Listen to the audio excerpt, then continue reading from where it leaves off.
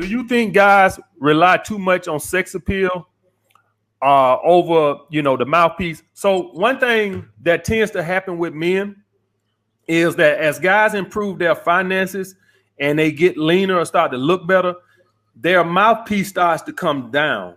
So let's just say both of us, my sex appeal and my game is right here. And what ends up happening is as guys improve, become higher value, they start to rely less on their mouthpiece and more on their body and their money. Do you find that as a detriment to guys in dating? As in, I know a lot of you guys gonna do the self-improvement, y'all guys gonna look better, but I'm gonna tell you right now, if the mouthpiece, from my experience, if the mouthpiece don't, improve also, you really want to improve with women. What's your take on that, brother? Yeah, so I feel like if you do have that max attraction or girls really physically attracted to you, you really don't have to do a whole lot when it comes to the mouthpiece. Now, you shouldn't be like a complete idiot. You shouldn't be able to hold like an intelligent conversation and to communicate. But when it comes to like this super game mouthpiece type stuff, like you really don't have to do a whole lot. If anything, you just gotta let her talk. Did y'all guys hear what he just said? Now that brother gave y'all some good game. He said basically don't talk your way out of it. That's basically what he's saying. So what ends up happening is as some guys improve their status and get level up and stuff like that, what ends up happening is you still trying as hard as when you was a lame. And what he brother is saying is you can just kind of kick back. You still got to talk. You can't be just sit there like a mute. But what he's saying is just don't talk yourself out of it. So that's a good point, brother. I appreciate you bringing that up, man. But if you improve your mouthpiece alongside with everything else, like you'll be unstoppable. Yep. I agree, brother. What's the number one thing you think hold men back from achieving their fitness goals? Man, number one thing, definitely consistency and work ethic. They just don't want it bad enough, I feel like. Right. So guys, if y'all guys don't know nothing about fitness, let me explain something to you. What he was saying about consistency. So let's say you eat clean for 2-3 days, right? Let's say you ate clean, you ate good for 2-3 days. And right when your body finna start to get into the fat stores and burn some fat, here your ass go fucking up on your diet. That's what he's talking about when he say consistency. It takes consistency. So your body is going to burn through the stored sugars that's in your body and your muscle cells first before it starts to get to the fat cells, okay? The reason a lot of you guys don't see the results you supposed to see or want to see is because right when you starting to get into those fat cells, you fall off your diet. It takes consistency. You can't do, I ate good yesterday, so today I'm entitled to a hamburger. You ain't gonna never get nowhere like that. So that's what he's talking about when he says consistency. What do you think makes a high value man to you, brother? Loaded question. So to me, a high value man is somebody who definitely on the purpose, like you said, has something they're working towards, goals and things they're striving, such as career could be entrepreneurial wise, and also just living in abundance completely when it comes to just women, anything that they're doing. They have no sort of attachment towards anything. Like they have the ability to walk away. They're just on the grind and just doing the thing. That's what I feel like high value dude is. That's pretty good. I think a high value man to me is somebody who has the mindset, like pretty much what you just said, the mindset that you're high value.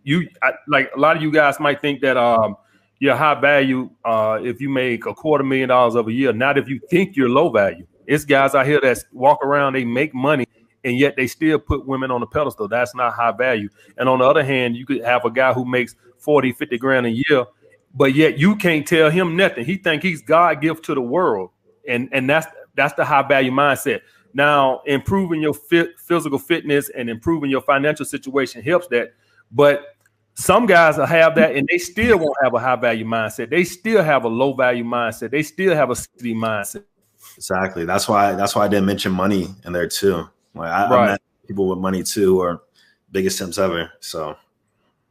Right. Let me ask you this. Do you think the fitness side has given you more superficial choosing signals?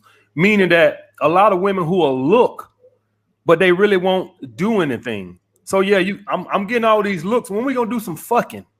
So like all these looks, that's good and stuff like that.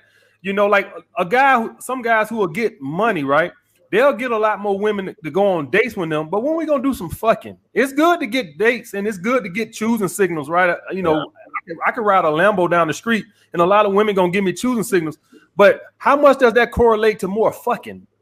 That's the goal. Yeah, I feel you. So definitely when you do have a nice body, you're going to get a lot more choosing signals. We saw that in Miami, had our shirts off, whatever. What I kind of realize is, I might get a lot of looks, but it's up to me to act on it. So every now and then I'll have a girl completely just kind of throw herself at me, so to speak. But otherwise, if girls are looking, I just pick and choose like which ones I want.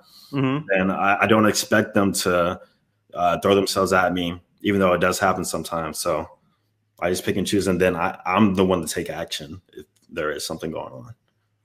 All right, let me ask you this. So you having a big social media following and stuff like that, have you ever had women like on Instagram try to use you for your social media presence and you picked up on it real quick? Like she ain't trying to meet up or nothing like that. She's trying to use you maybe for anything, maybe to give a shout out or whatever, but she ain't really trying to, do no fucking. She's more or less trying to use you. Have you ever ran into that situation? Yeah, actually more recently, funny enough. So I followed this chick we were DMing a few times, and she made like 2 excuses to not meet up. And then after that, I unfollowed her, but she still followed me. And then she hit me back up with like asking some random fitness advice and social media advice to grow her following. And I just left her on red. So off the top of my head, that's probably the only time that has happened. But nah, if we're not meeting up, then they can't use me. I'm not going to let it happen in any sort of manner.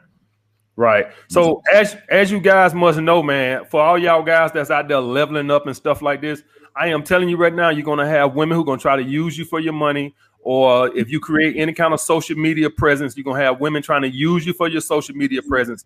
You got to be cognizant of that. All right. Don't let a woman use you. And you could usually, for all you guys wonder how you can pick up on these things, when you're talking or conversing with them, the topic usually will be around what she's trying to use you for. So if you with a woman and she wants to use you for your car, she's with you for your car, the conversation will tend to be a lot about your goddamn car.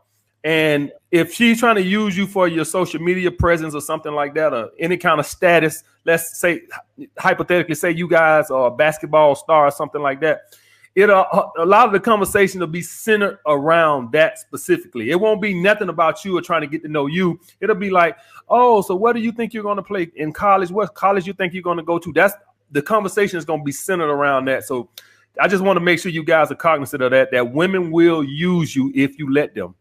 Yeah. What's the number one advice you would give all these young guys age 16 to 25? What's the number one advice you would give them, brother? Don't be so focused on women. If anything, use that time to build like your life and like what you want to do and establish yourself in some sort of, niche or whatever you're into. So I would say figure out some passions, some hobbies. And then since I'm big in social media, I tell people like, if you're into something, then showcase it on social media, because that's what I've always been into too. Like this is how this new vlog channel has started too. I got into red pill dating, and I just wanted to showcase it from my perspective. So start a YouTube channel, be active on social media, and get in your grind and your purpose. And that's pretty much it during that time frame. Okay. Yeah.